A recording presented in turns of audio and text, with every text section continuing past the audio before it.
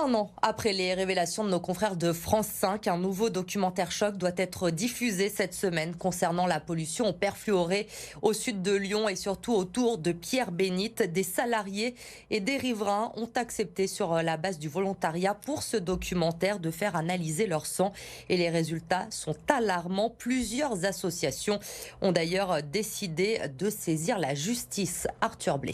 Thierry habite depuis des dizaines d'années à Pierre-Bénite. Dans son entourage, de nombreuses personnes sont malades, touchées par des cancers. Par ce référé, il espère prouver le lien entre la présence de perfluorés et ces maladies. Ce qu'on veut, c'est avoir un bilan de santé de la population et de véritables analyses de terrain pour que, par exemple, savoir si nos enfants risquent quelque chose sur le stade de foot. Où ils sont là tous les jours et toutes les écoles le mercredi. Comme Thierry, ils sont 37 citoyens et 10 associations à avoir déposé un référé pénal environnemental à l'encontre d'Arkema.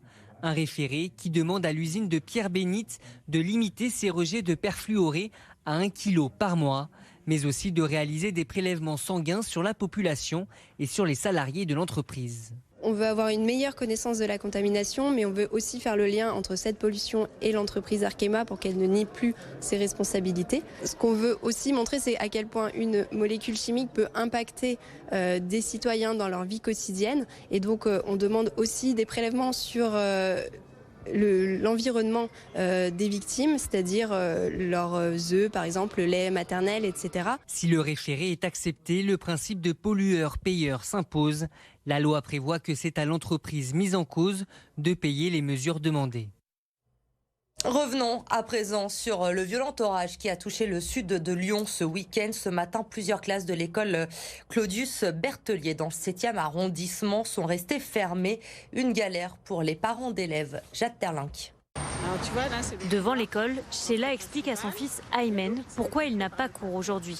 Sa classe ainsi que 5 autres, le gymnase et la cantine, ont été en partie détruits par les orages et les inondations de ce week-end. L'état de la classe, des faux plafonds qui sont tombés un peu de partout dans la classe, surtout au niveau du bureau de la maîtresse.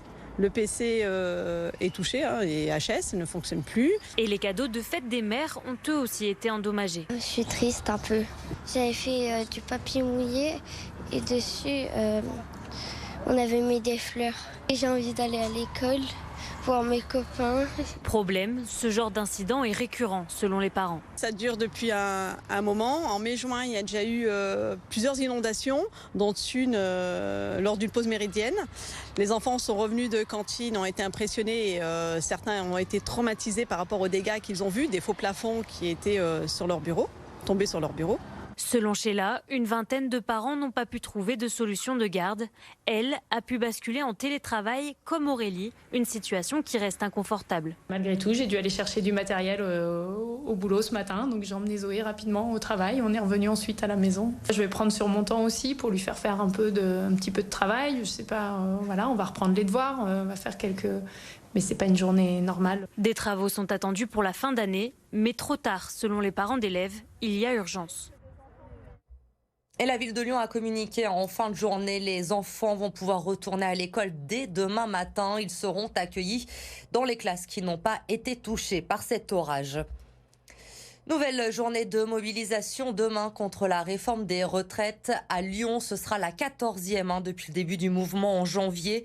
Le cortège va partir de la manufacture des tabacs à 11h, direction la place Bellecour. C'est le parcours habituel des manifestations lyonnaises.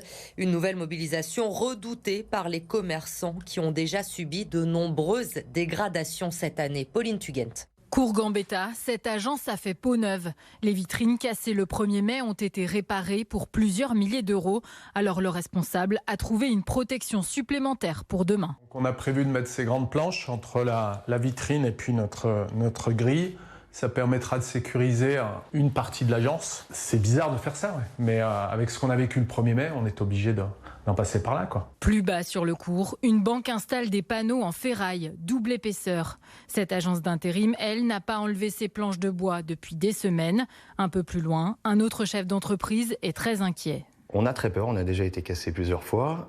Les assurances commencent à plus jouer le jeu. On s'attend à quelque chose d'encore plus compliqué que celle du 1er mai. On prépare les trottoirs, on enlève tous les cailloux, les morceaux de projectiles qui sont déposés la veille ou le matin même. On commence à avoir l'habitude également. Si c'est encore dégradé, avec les commerçants du cours Gambetta, on va aller porter plainte. Le 1er mai, cette agence immobilière avenue Jean Jaurès a tout perdu. Depuis un mois, l'entreprise est à l'arrêt. Entre les expertises et les devis, les travaux n'ont toujours pas commencé.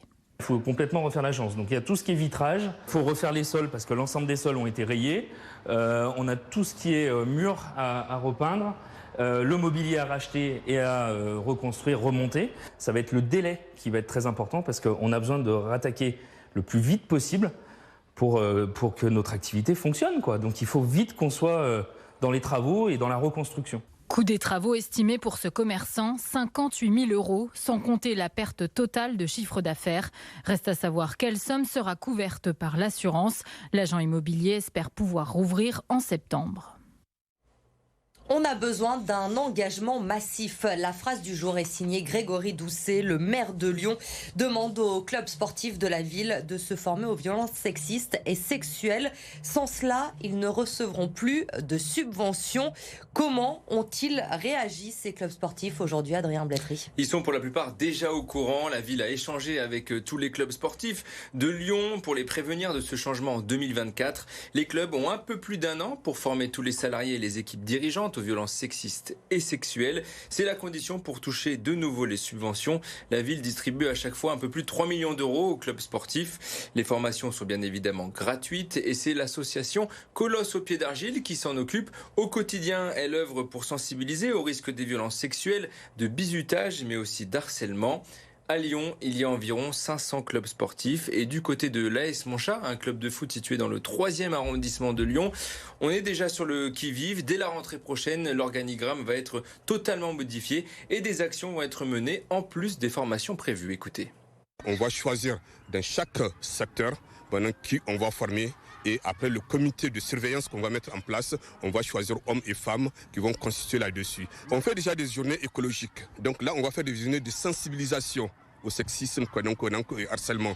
On va le mettre en place, mais aussi on va passer par la communication autour du stade, des messages clairs qui permettent de veiller la conscience de tout un chacun. Et c'est inédit puisque Lyon est la première grande ville de France à installer ce dispositif, même si on a un petit peu l'habitude autour avec Lyon-la-Duchère et puis l'OL qui agit déjà contre les violences. On sait que Grégory Doucet et la ville de Lyon s'investissent énormément sur ce sujet. La police municipale avait déjà été formée. Merci Adrien pour ces précisions sur ce sujet. À vos agendas maintenant, Sting sera à Dessines le 13 décembre prochain. Annonce faite ce matin. Il va se produire dans la toute nouvelle LDLC Arena. Alors la billetterie n'est pas encore ouverte pour le concert, mais vous pouvez vous inscrire pour être alerté au moment de la mise en vente. Et puis autre info concernant cette nouvelle salle, c'est sans doute le rappeur L'Homme Pâle qui va être le premier artiste à inaugurer la salle le 1er décembre. Les préventes là sont déjà disponibles.